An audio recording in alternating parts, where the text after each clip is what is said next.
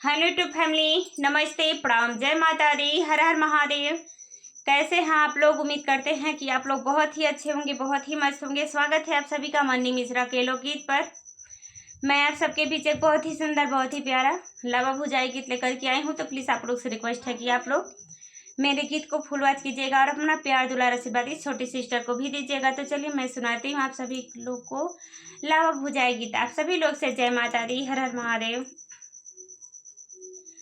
लावा भुजे नाना नदिया कैसे सपरी, लावा भुजे नाना नदिया कैसे सपरी, कैसे सपरी हो, कैसे सपरी, लावा भुजे नाना नदिया कैसे सपरी, हो लावा भुजे नाना नदिया कैसे सपरी।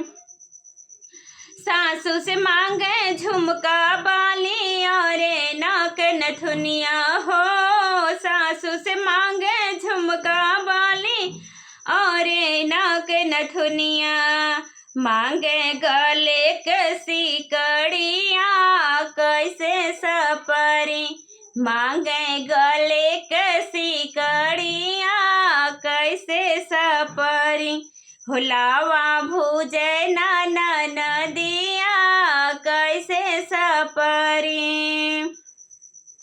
जेठनी से मांगे रुपया पैसा और कमर कर धनिया, जेठनी से मांगे रुपया पैसा और कमर कर धनिया कैसे सपरी, लावा भुजे नाना नदिया कैसे सपरी, लावा भुजे नाना नदिया कैसे सपरी।